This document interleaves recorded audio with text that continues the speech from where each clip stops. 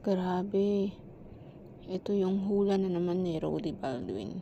Surigao, yayanig at 3 malakas ang lindol at ang 2 pagyanig ay sa oras na tulog. Marami nasawi dahil malakas ito, isa sa araw at 2 sa gabi. Gaya ng sinabi ko noon, isa ang Surigao sa makakaranas ng tsunami. Hindi ko po lahat pinipilit na maniwala. Ang mahalaga ay naging maingat ang lahat at huwag kalimutan ang manalangin palagi.